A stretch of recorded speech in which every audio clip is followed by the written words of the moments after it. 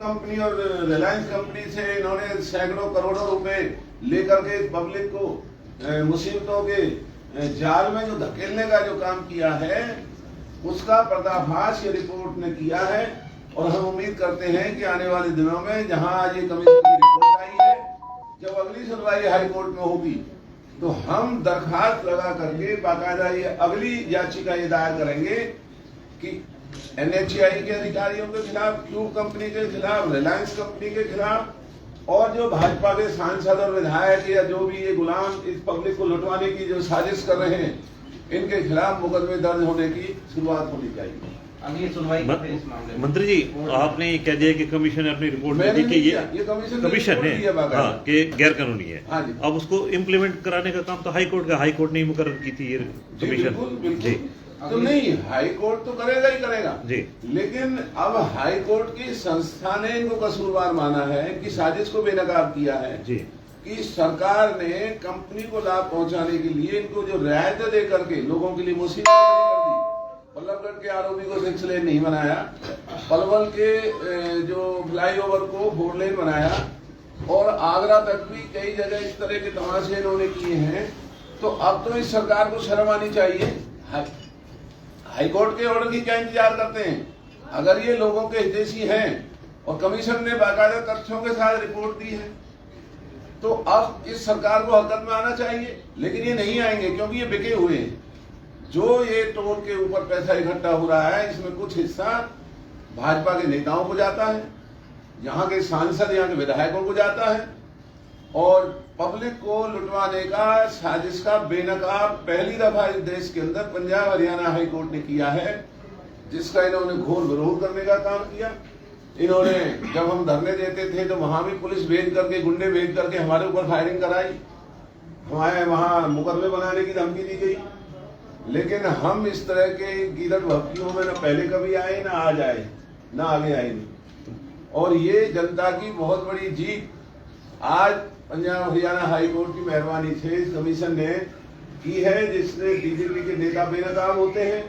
NHAI, tube company, Reliance company का जो असली घिनौना चेहरा है कि ये बैंकों से पैसा लेकर के और सस्ते रेटों पर जो पैसा नोटबंदी के नाम पर बैंकों में जमा हुआ, वो तमाम का तमाम पैसा ये कंपनियां लेती हैं और लोगों को लूटने के लिए इस तरह के ये जालसाजी करते हैं, जो जालसाजी पलवल फरीदाबाद के लोग भुगत रहे हैं। तो हमारी मांग है कि न केवल गढ़पुरी टोल बल्कि ये बदरपुर टोल, आगे करमन टोल, इधर से फरीदाबाद गुड़गांव में लगने वाला टोल, इन टोलों को तुरंत हटाया जाना चाहिए क्योंकि जनता पहले ही बहुत पूरी तरह से लुट चुकी है। मंत्री, जो आपने लड़ाई लड़ी उसको क्या अंजाम तक भी पहुंचाएंगे? ये अंजाम नहीं, ये ठीक है, अब इम्प्लीमेंट की भी लड़ाई लड़ेंगे, इम्प्लीमेंट हो जाएगी। हाँ, ये लड़ाई हमारी जारी रहेगी और अगर हमारी सरकार बनी तो हमारी सरकार बनते ही इन टोल कंपनीज और ये जो नेता बीच में लूटमार कर रहे हैं सबके खिलाफ मुकदमे दर्ज कराएंगे। दलाल साहब, पहले भी एक नेता ने इस शहर से वादा किया था, इस इलाके की जनता से वादा किया था कि मैं सत्ता में आऊंगा तो मैं ये जजिया कर हटा दूंगा। तो आप ये बताएं कि ऐसे वादे आमतौर पर जनता से होते रहते हैं और आमतौर पर जनता ऐसे वादों से छली जाती है। ये भारतीय जनता पार्टी के जो ये नेता नहीं लेता है ये, हम नेताओं में नहीं आते, हम जनसेवक हैं और जो वादे हमने अभी तक कभी किए उन वादों को हमने पूरा करने का काम किया। इस हरियाणा के अंदर ये तो बेचारे छुड़वाइए हैं, हमने हरियाणा के अंदर खुकार मुख्यमंत्रियों को लगाम लगाने का काम किया। ये जो हमारे इलाके के साथ धोखा हो रहा है, एक एक पाई का हिसाब किया जाएगा। इनके चेहरों के नकाब उतार करके इनकी जो घिनौनी सूरतें हैं, जो धन और दौलत और पैसे की कमाई में नुमाइंदे ना होकर के धंधेबाज बने हुए, कोई प्रॉपर्टी डीलिंग कर रहा है, कोई कॉलोनी काट रहा है, कोई कॉर्पोरेशन के नाम पर भ्रष्टाचार में संलिप्त है।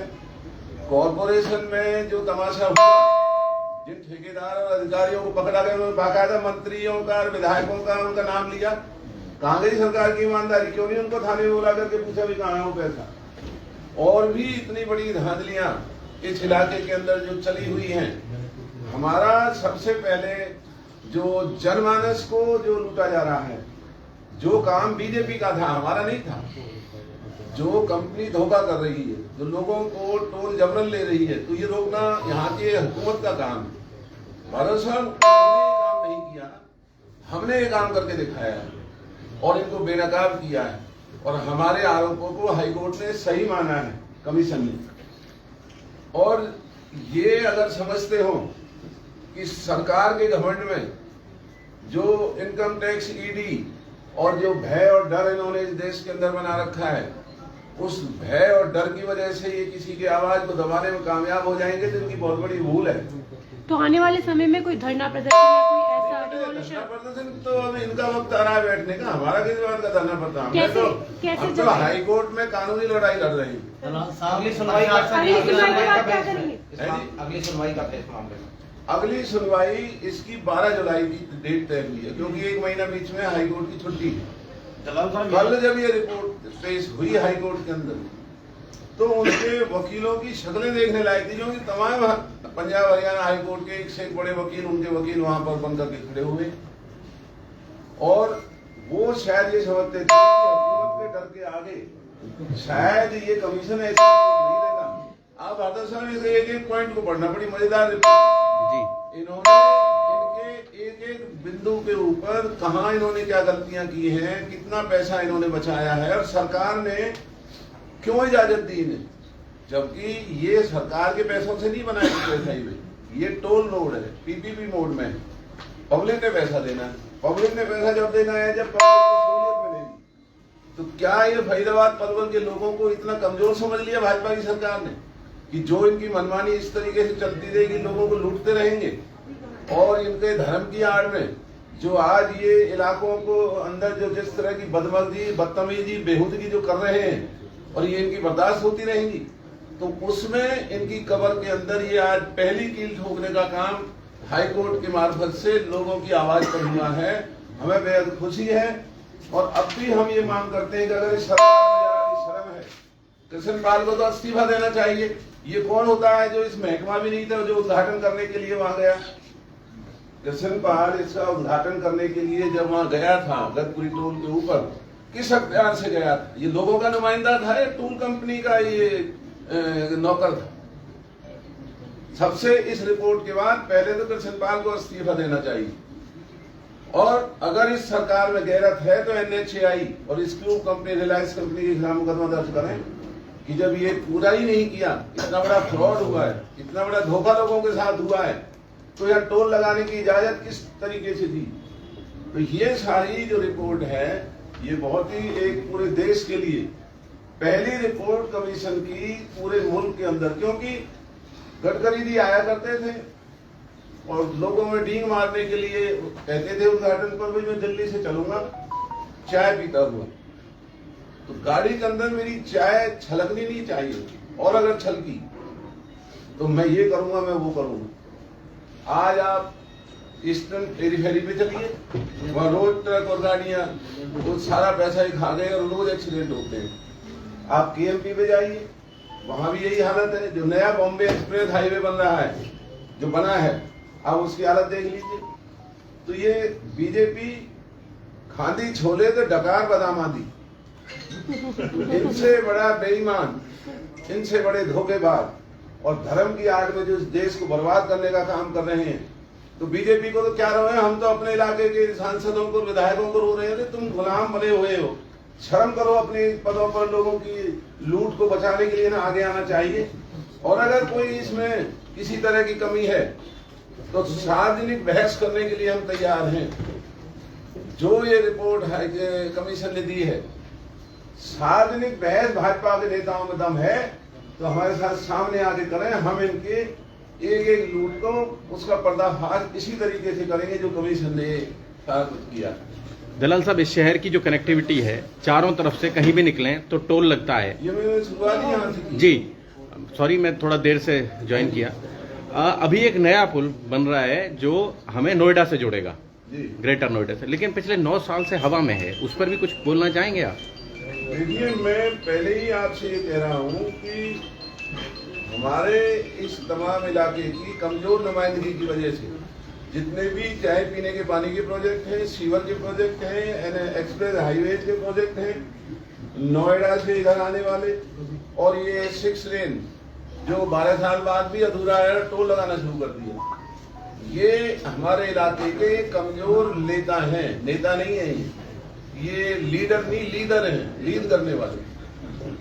अगर ये लीडर होते तो लोगों को बचाने का काम करते, लीड करने वाले लीडर हैं। तो इन्हें अपनी हैसियत में आना चाहिए, और चाहे वो नोएडा एक्सप्रेस हाईवे है, चाहे अंदर से गुजरने वाले एक्सप्रेस हाईवे है, चाहे फरीदाबाद में पीने के पानी का मुद्दा है, सीवर का मुद्दा है, सड़कों की हालत देखिए फरीदाबाद के अंदर, इनकी तो पौबारह हो रही है, क्योंकि मिलकर के लूटने का काम चल रहा है।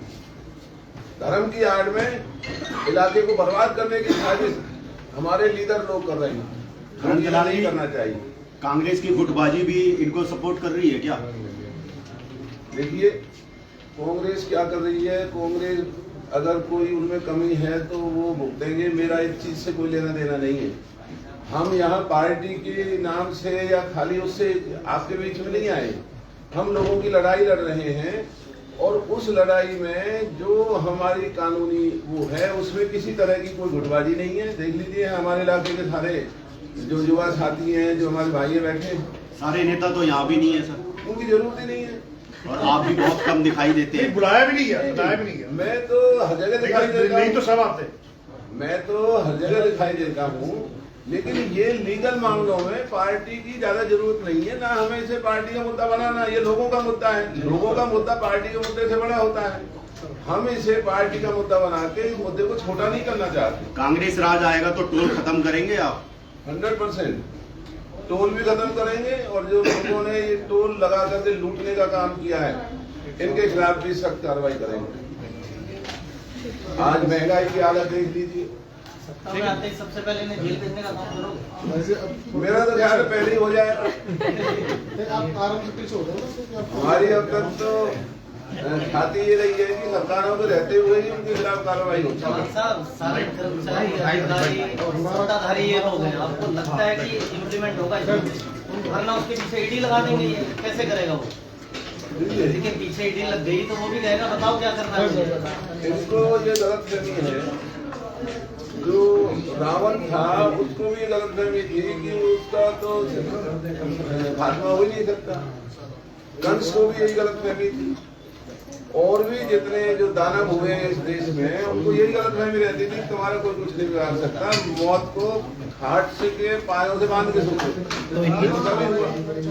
ये तो बेचारे छुड़वैये हैं, तो दलाल साहब ये सारे छुड़वैये हैं, ये तो वो करेंगे। आपके मानने में इनका वो अंत जो है निकट है?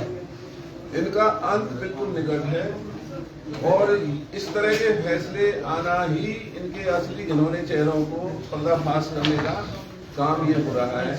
और हमें पूरी उम्मीद है कि आने वाले दिनों में इनके लोगों के साथ न्याय होगा।